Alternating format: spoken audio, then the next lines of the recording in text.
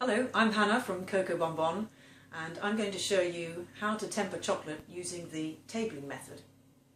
So if you're making chocolate by hand, you really have two methods available to you to temper chocolate. Either the tabling method or what is known as the seeding method, where we can use the microwave, and I cover that in a separate video. So when we're working with chocolate, what we're aiming for in the final product is one that has a gloss to it, a sheen and a snap. And you will only achieve that if the chocolate has been tempered beforehand. If chocolate is left to melt and set on its own, then it will do so with white streaks in it. And what that is the cocoa butter rising to the surface. So it's the cocoa butter in chocolate which is the tricky ingredient. It's a complex fat made up of 6 molecules, and what we're doing in the tempering process is we are trying to control the way that those fat molecules crystallize. So the chocolate I'm making today is orange chocolate, milk chocolate, and I have here already melted about 1.5 kilos of milk chocolate, and I have the finely grated orange peel as the flavouring. So the chocolate is 33% Belgian chocolate, and what that means is that 33% of the product comes from the cocoa bean, and about 10% of that is cocoa butter. So you'll need a double boiler or bain-marie to melt the chocolate in, and you will need a scraper. I like these big scrapers, but you might prefer a smaller spatula. And then I'm going to put them into the melted chocolate into polycarbonate moulds.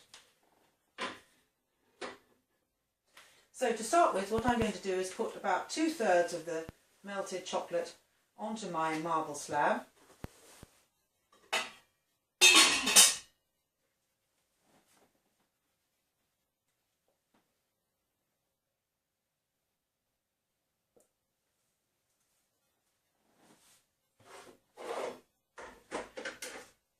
And then simply I'm going to start moving it around on the table and working it.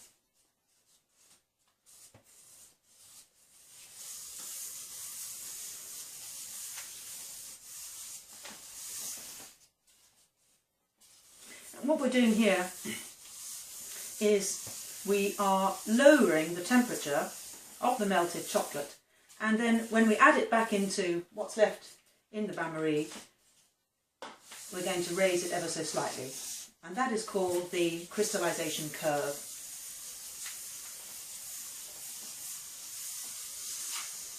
The chocolate temperature, the chocolate was melted to a temperature of between 40 and 45 degrees.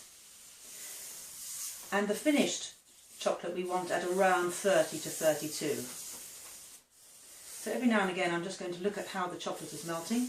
I'm using an infrared temperature gun, thermometer.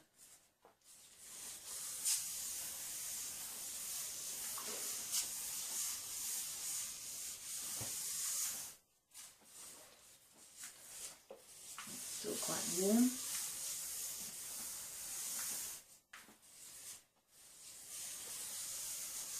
And as you're working it, you can start to see streaks of cocoa butter appearing.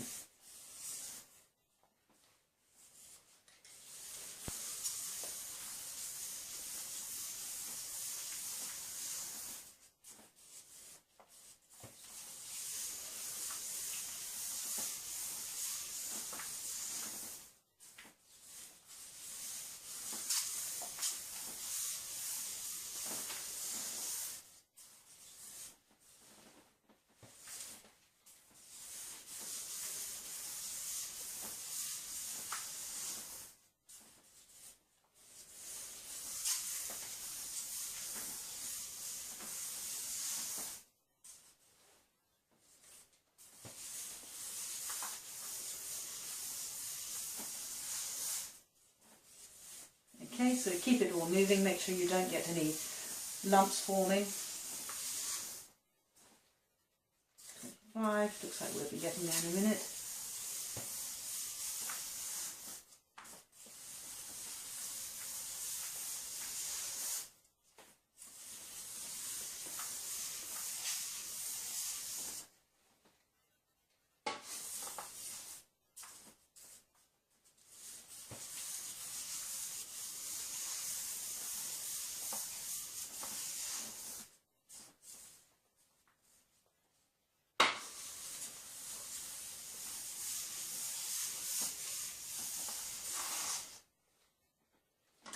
Okay, that should do it. So what we're going to do now is put it all back into the melted chocolate.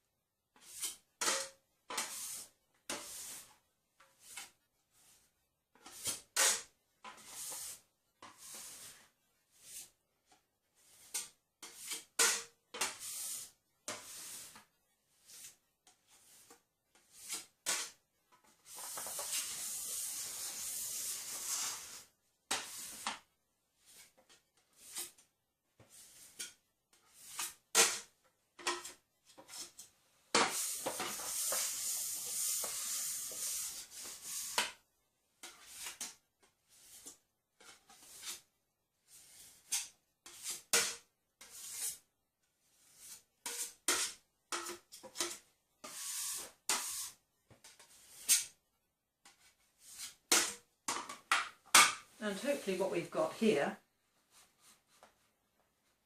is chocolate that's about, well, between 30 and 32 degrees.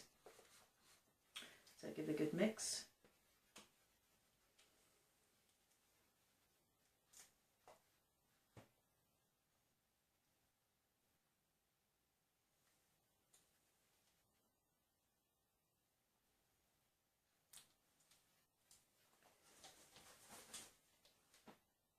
That's 30 degrees, so that's okay to use.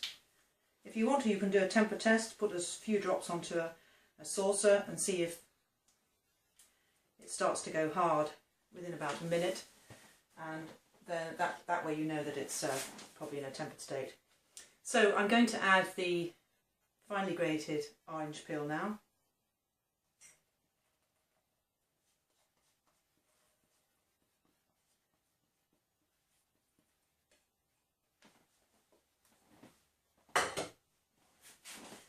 And mix that in.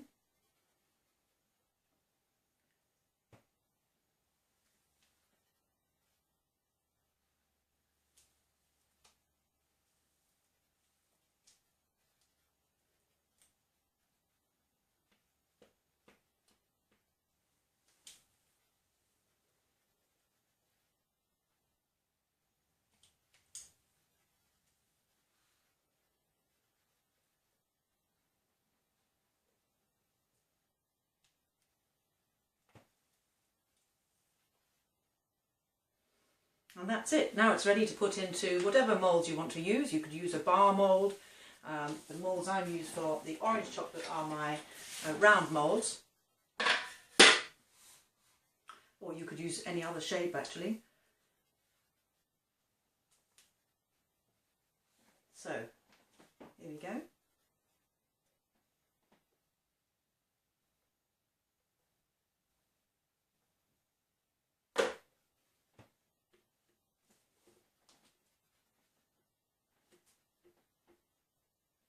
Spreading it out into the mould.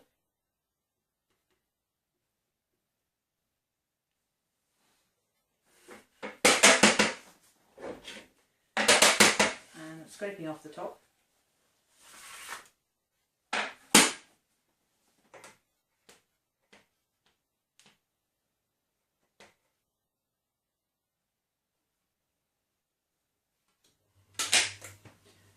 Keeping the rest of the chocolate all nicely mixed.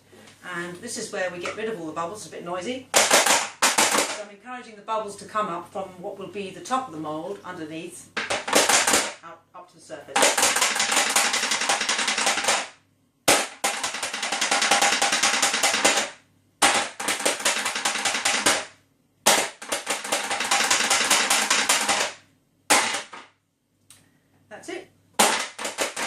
really is all there is to it. So now it will go in the fridge, and I will show you once it's set what the final product looks like. Okay, so now we can take the chocolates out of the moulds, and you can see that the chocolates have already started to come away by looking underneath. And if I turn them over, then they all drop out. Voila. So, orange milk chocolates, the finished product.